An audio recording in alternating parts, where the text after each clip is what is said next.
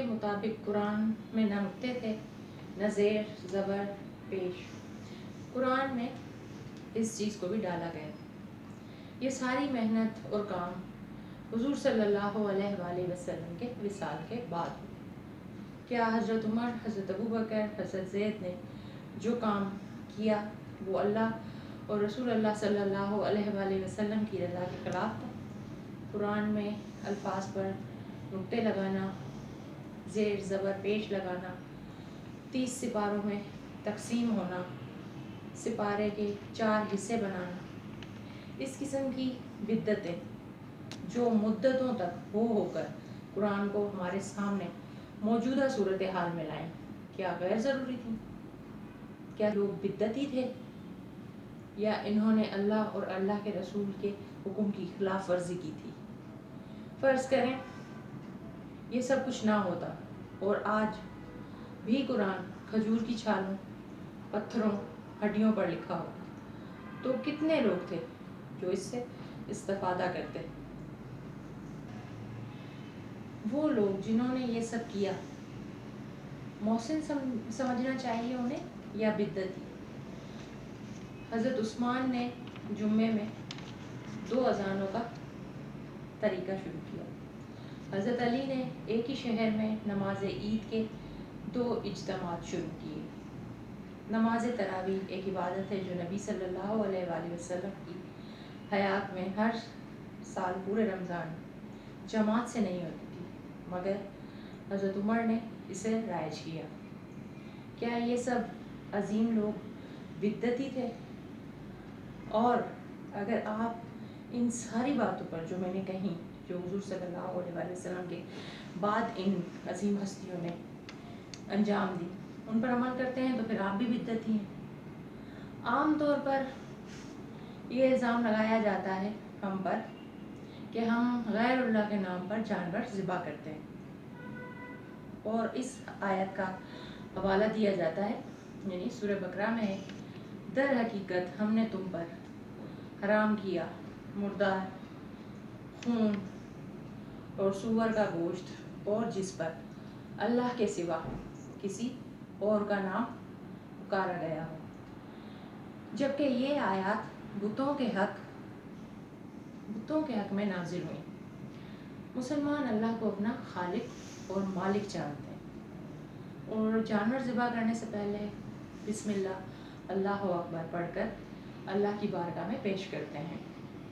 پھر کھانا بنوا کر اللہ کے ولی یا پھر اپنے مرحومین کی روح کو ایصال ثواب کیا جاتا ہے. ابو داؤد میں ہے کہ حضرت معقل بن یسار سے روایت ہے، رسول اللہ صلی اللہ علیہ وآلہ وسلم نے فرمایا، اپنے مردوں مرحومین پر سورہ یاسین پڑھا کرو. حضرت سعد نے اپنی والدہ کے ایصال ثواب کے لیے کنواں کھدوا کر فرمایا کہ یہ کنواں سعد کی والدہ کے لیے ہے. ابو داؤد اور ابن ماجہ. حضرت جابر فرماتے ہیں، حضور صلی اللہ علیہ وسلم نے عید الاضحیٰ پر ایک مینڈا ذبح کر کے فرمایا کہ یہ قربانی میری اور میری امت کے ان لوگوں کی طرف سے ہے جنہوں نے قربانی نہیں کی. جس طرح حضور صلی اللہ علیہ وآلہ وسلم نے اللہ کے لیے قربانی کر کے اپنی امت کی طرف منسوب فرمایا، اسی طرح مسلمان اللہ کے لیے قربانی کر کے اس کے اولیاء یا اپنے مرحومین کی طرف منسوب کرتے ہیں. لہٰذا بدگمان لوگ اپنی بدگمانی دور کریں، کیونکہ یہ ایک اسلامی عقیدہ ہے. حقیقی بدعت جو ہے اس کے خلاف تو یہ کبھی بات نہیں کرتے. مثلا سالگرہ میں جو کیک کٹتا ہے وہ کس کے نام پر ہوتا ہے؟ اللہ کے نام پر نہیں. اور سالگرہ خود کس کے نام کی ہوتی ہے؟ عورتوں کا خوشبو لگا کر بے پردہ ہو کر گھومنا، شادی بیاہ کے موقع پر مہندی مائیوں، عورتوں اور مردوں کا مشترکہ تقریبات کرنا، عقیقے پر احباب کی شاندار دعوت کرنا، اور غریب کو اس سے یکسر محروم رکھنا، امت میں انتشار پھیلانے کے لیے چوتھے دن قربانی کرنا، بروج، ستاروں یا سیاروں کو مستقبل کی خبروں کے حصول کا ذریعہ سمجھنا. یہ ساری بدعت کی باتیں کرنا کون سے لوگ کرتے ہیں؟ جو سعودی عرب کے مذہب کو فالو کرتے ہیں، کیونکہ وہاں پر ان کی اکثریت زیادہ ہے. میرا ان سے سوال ہے کہ سعودی میں ایک آسٹریلین سنگر ہیں، جو ان کا نام یاد نہیں آ رہا، جو اپنے سانگ سے زیادہ اپنی بیہودہ حرکات کی وجہ سے مشہور ہیں، ان کا سعودی میں پرفارم کرنا اور ایسے سانگز گانا جس میں شیطان کی پوجا کی باتیں ہوتی ہیں، یہ بدعت نہیں ہے؟ اس پر یہ خاموش کیوں؟ پھر شکیرہ جو ایک سنگر ہے، اس کا سعودی میں پرفارم کرنا بدعت نہیں ہے؟ سعودی میں ہالووین ڈے منایا جانا، میوزک فیسٹیول ہونا، اور اس دوران بیہودگی انتہا پر ہونا، یہ سب بدعت نہیں ہے؟ یہ سب بھی تو حضور پاک کے بعد شروع ہوا ہے نا، ان کے دور میں تو نہیں تھا. اور اس ملک میں ہو رہا ہے جہاں صلی اللہ علیہ وآلہ وسلم نے اسلام کو پھیلانا شروع کیا. پھر بدعت ہے تو جو وہ کام جو ہم کر رہے ہیں، اور یہ جو انگریزوں کی غلامی، اور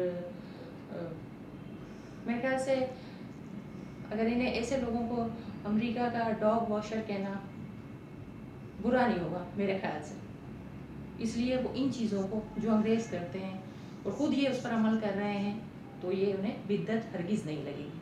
بدعت انہیں صرف وہ لگے گی جو ہم کر رہے ہیں، جبکہ وہ بدعت میں شمار ہی نہیں ہوتی.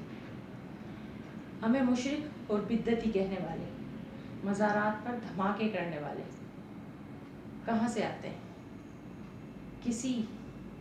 کسی حدیث میں لکھا ہے کہ مزارات پہ دھماکے کیے جائیں؟ یہ مسلمان کو مشرک کہا جائے، بدعتی کہا جائے، جبکہ حضور پاک خود فرما چکے ہیں کہ مجھے تمہارے مشرک ہونے کا کوئی خطرہ نہیں ہے میرے بعد. یہ حدیث میں آپ کو بتا چکی ہوں. وہ اس ساری صورتحال پر یہ لوگ خاموش کیوں ہیں؟ جبکہ یہ ساری باتیں جو میں نے آپ کو بتائی، یہ ہمارے ملک میں بھی ہو رہی ہیں. ہالووین ڈے ہمارے ملک میں بھی منایا جا رہا ہے، ویلنٹائن ڈے منایا جا رہا ہے، سالگرہیں منائی جا رہی ہیں. جو شادی بیاہ میں جو کچھ ہو رہا ہے، وہ رسومات جو ہیں، حالانکہ یہ ساری چیزیں دین سے ٹکراتی ہیں اور یہ بدعت میں شمار ہوتی ہیں، لیکن ان کی نظر میں یہ بدعت نہیں ہے. جو آیات اللہ نے بتوں کے لیے فرمائی، انہوں نے وہ اولیاء اللہ پر ڈال دی. مجھے یہ بتائیں کہ اس وقت کون سے اولیاء اللہ تھے جن کے بارے میں اللہ نے یہ سب فرمایا؟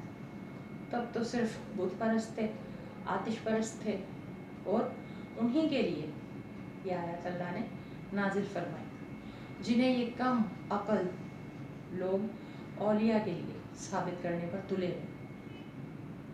میری دعا ہے کہ اللہ ہر مسلمان کو ان کے شر سے محفوظ رکھے اور انہیں ہدایت دے.